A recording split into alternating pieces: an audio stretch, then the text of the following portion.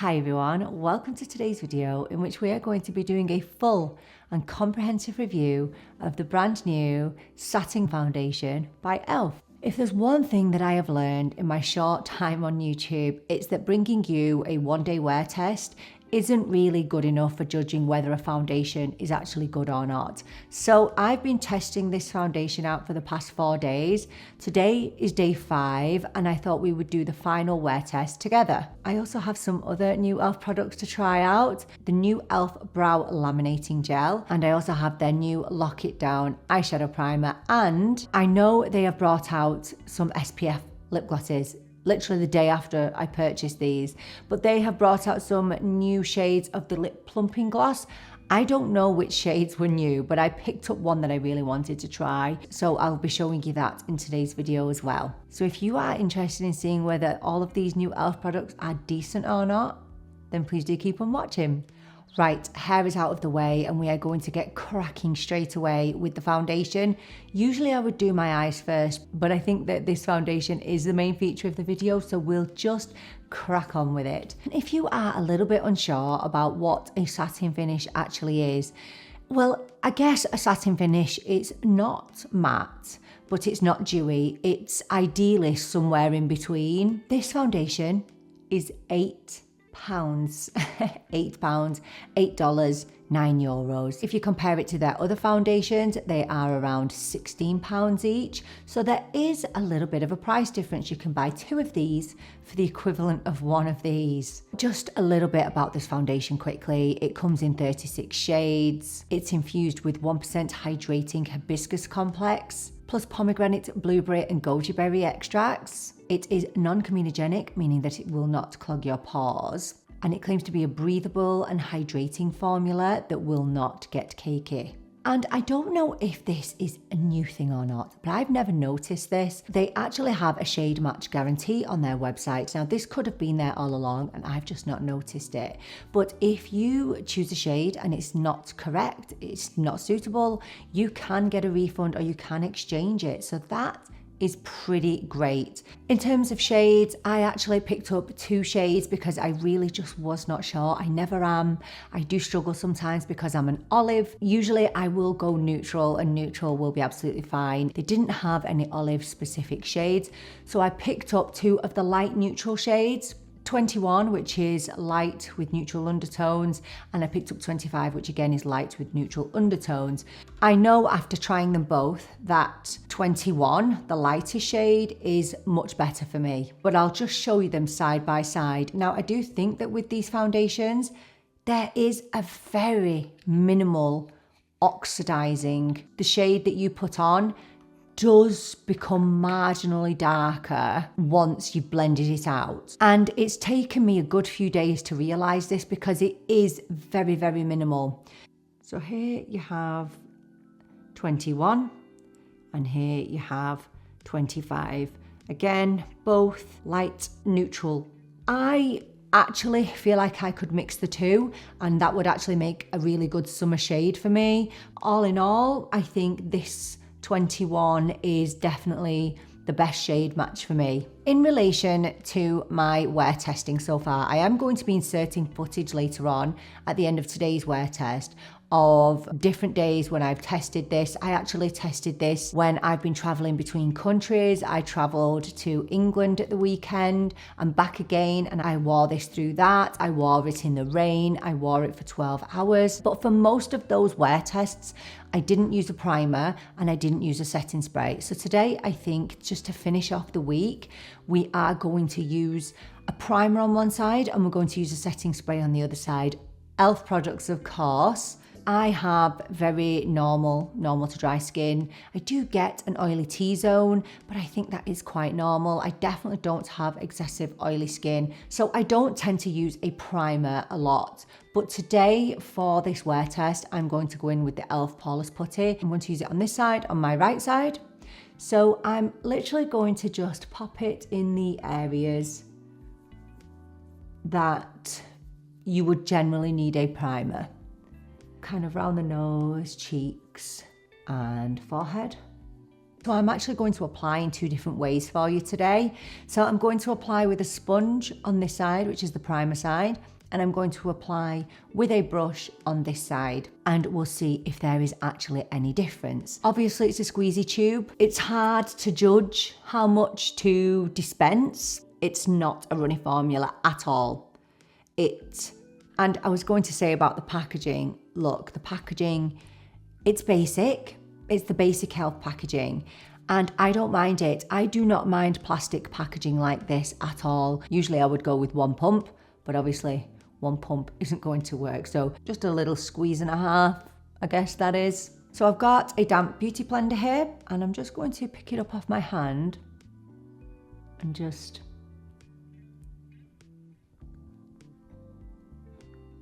now I'm not going to bring it under my eyes. Usually I would do concealer first, but for this video, I just want you to see the foundation on my face.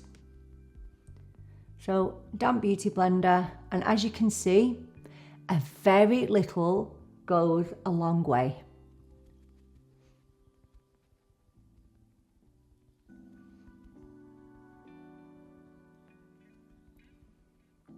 Just avoiding the eyes.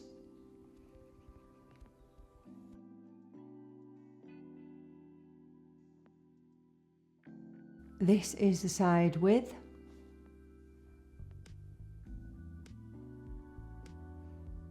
And without.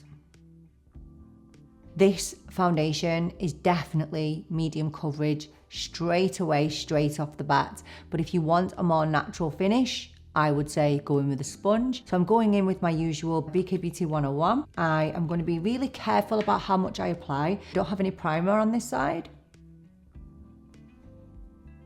You see how it will spread quite a long way. And I have a little bruise here from when my son whacked me with the edge of a book. But that's going now, but could have been worse, could have been my actual eye. He didn't mean it, by the way.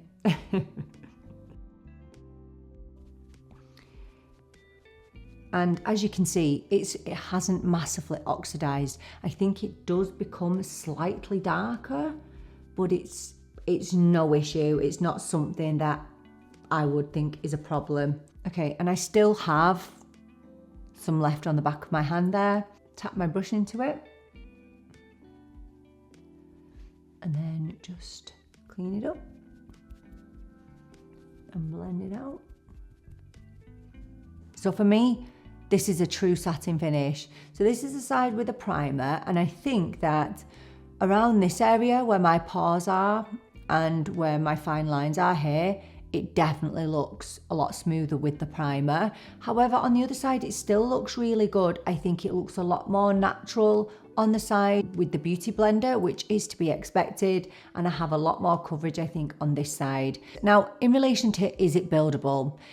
I think it is buildable, but I do think that when you do build it up, you can run the risk of it getting a little bit cakey. And where I did build it up one of the days and it did look a little bit heavy. I don't think you need a lot of this foundation. I know people get sick of hearing this, but a little bit does go a really long way. I think we should throw on some other products now. We need to test out the Lock It Down primer. I switch back and forth between using an eye primer and using concealer. I don't have particularly oily eyelids. However, I have been using this primer and I can confirm that my eyeshadow has definitely stood out a lot more since using this. Actually, it performs really well. So I've been really happy with this. So I'm gonna pop some of this on the eyes. I think it says to leave it for 30 or 60 seconds before you put your eyeshadow on. It doesn't have any pigment really to this, whereas you can get really white eye primers. This is clear and it feels, if you touch your eyelid, it feels really tacky, which is a really good sign. I'm going to head off. I'll pop some eyeshadow on, some bronzer, some blush, and then I will be showing you the new brow product from e.l.f. and then we'll get cracking with the wear test. So I'll be back in a little mo once I've finished off my makeup. We're back, makeup is done, just very simple really. Everything that I used is listed in the description box below, including which shades of everything that I used.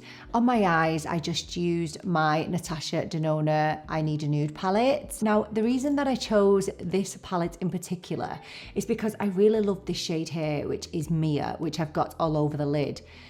But every time that I use it, I get tons of fallout with it. I have not touched up any fallout. I've had none because the eyeshadow stuck firmly to the primer. So I'm really delighted with that, and I think that the eyeshadow actually looks really, really pretty. I've used it with powder shadows, I've used it with cream shadows, and it's worked amazingly with both. So I would say to you, if you're looking for a really good, inexpensive eyeshadow primer, it's fabulous. So that's a yes, yes, yes from me. Let's have a look at the face. There's a bit of shine because I have lights on, but I will be taking you out in the daylight to see what it looks like. I am going to pop a little bit of powder. So I'm just going to take my L'Oreal powder. This is the L'Oreal True Match Super Blendable powder. I've really been enjoying this. And I'm just going to just dust over the T-zone a little bit and just round the nose. And I did already powder my under eyes with my Givenchy Prisme Libre, which I always do. So I want to now show you, this is the new brow laminating product from e.l.f. Now, if you know me, you will know that I absolutely love the e.l.f. Brow Lift. The e.l.f. Brow Lift is my holy grail of holy grail brow holding products. The e.l.f. Brow Lift, if you haven't used it before, it's like a gel wax hybrid, and it keeps your brows in place all day. I don't have any brow hairs really. I have a few at the front, but being a 90s teenager, I plucked all my eyebrows out and they never grew back. So I was a little bit apprehensive about using this. I didn't think it would actually make a difference. I was really wrong. So this is different to the Brow Lift. This isn't a clear formula, it's very white, which fills me with dread when I see something like this, because the reason why I don't like some brow holding products is because they leave a white cast on my 3 brow hairs.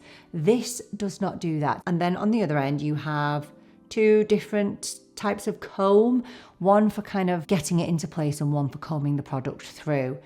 I haven't really got the hang of using these 2 fully. I still prefer to use the end of my Huda Bomb Brows, but it's still really handy to have those 2 options. I've already got the Glossier Brow Flick and the Huda pencil on my brows. I will do this eyebrow for you first, and then you can have a look at the difference.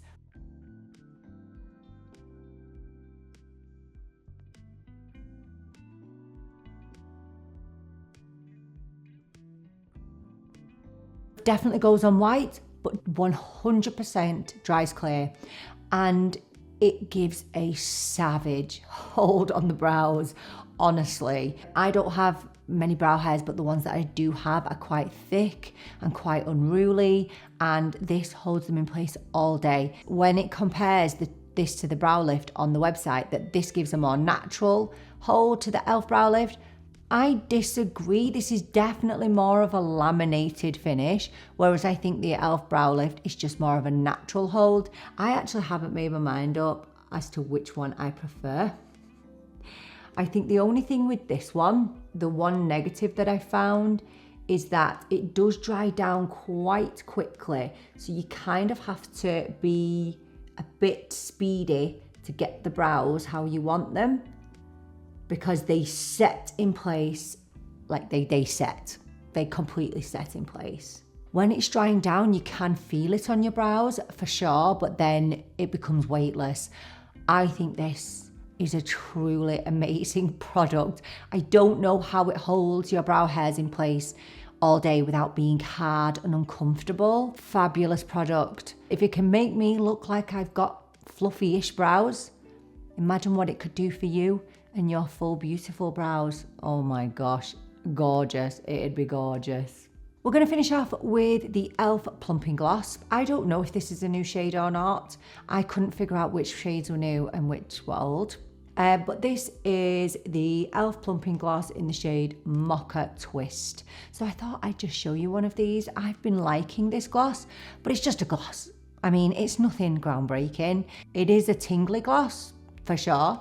I don't know if I would say it stings, but you can definitely feel it doing something. First, I'm going to go in with one of the e.l.f. cream lip liners. This is in the shade Truth or Bear.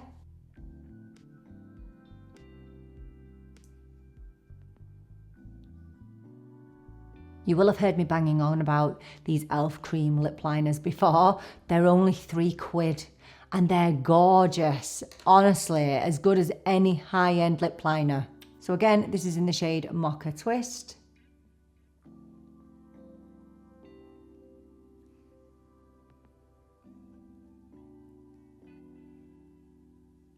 So there's the gloss.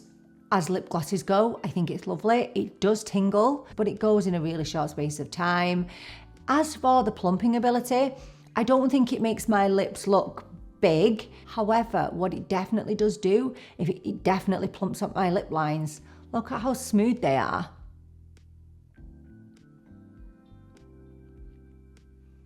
And I don't think they're overly sticky. Tacky like any lip gloss is. So today we're going to be primarily testing out the performance of the foundation with the primer against without the primer. But what I did want to do, on the side that I don't have the primer, I did want to pop a little bit of setting spray. So I'm going in with the e.l.f. Dewy setting spray.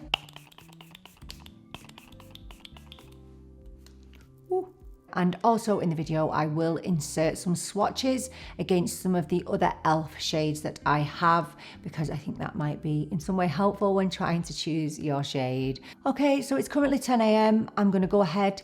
I'm gonna go about my day now. I will bring you outside for some daylight footage. See you then. Hi guys, I'm just outside now, just in the natural daylight. So this is the side with primer. And this is the side with no primer, and I don't think you can really tell the difference. Maybe it looks a little bit more smooth on this side, but here's the eyebrows. As you can see the lamination there?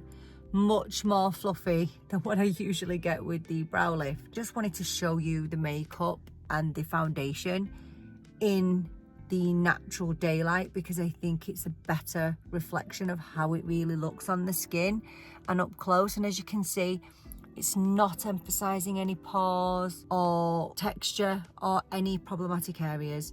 I really like how the foundation looks. I will see you later on for a little bit more of an update.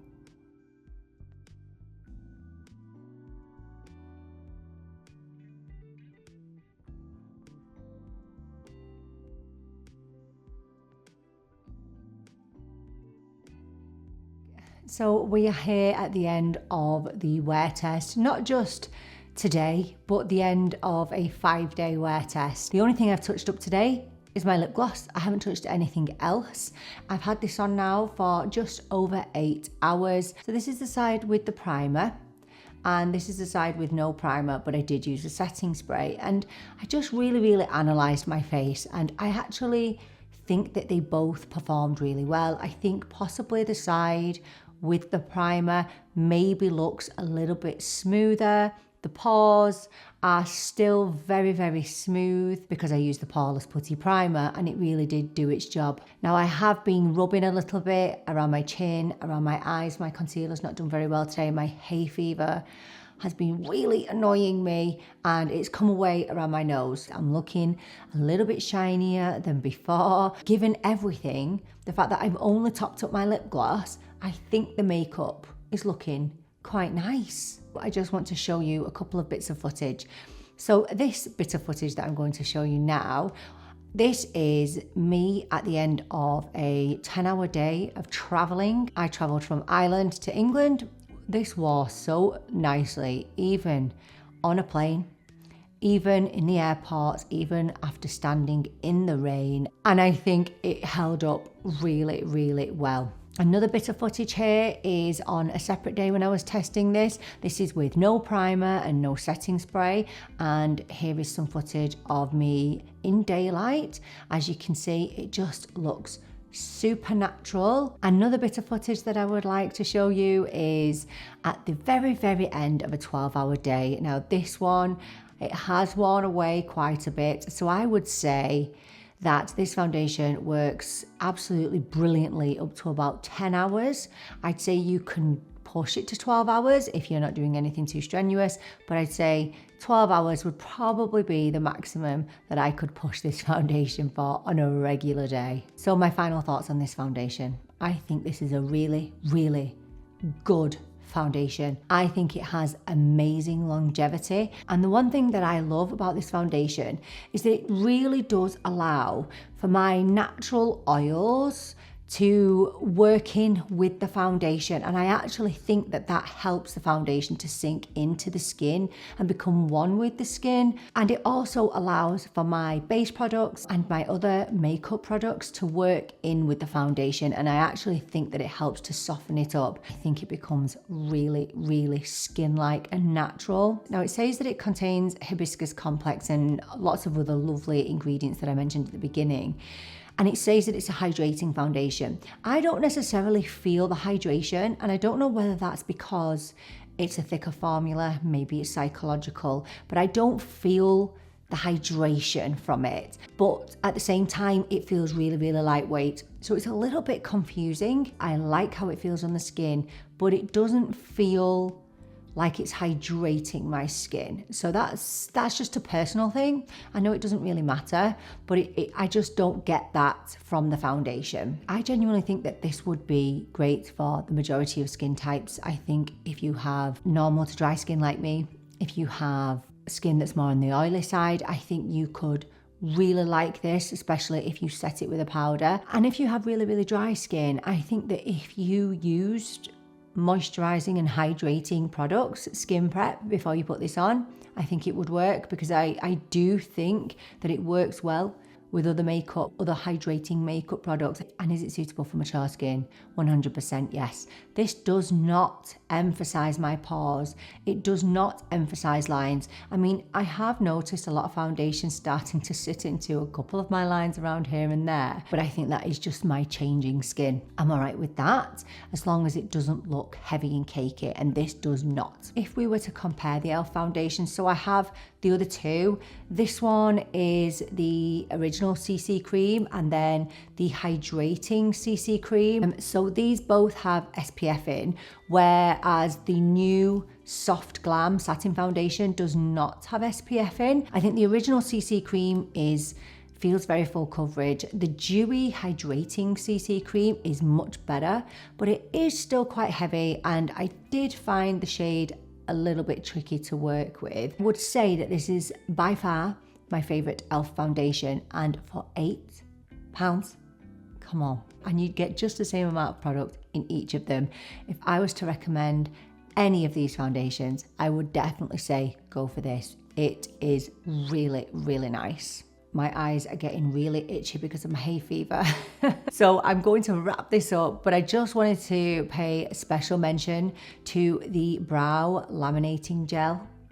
Look at my eyebrows. They are still in place. They are still where I put them. They haven't dropped, they haven't moved, and they don't feel hard or heavy. I don't know, what is this? I don't know, but it's amazing. And do I like it better than the Brow Lift? I think I might. And then the Lock It Down eyeshadow primer. So my eyeshadow look hasn't budged all day. I've had no creasing on the eyeshadow all day. It's lasted all day. And I do think that my eyeshadow has stood out more today than usual because I've used this. e.l.f. are killing it right now. How do they do it? How do they do this and keep the cost so low? I just don't get it.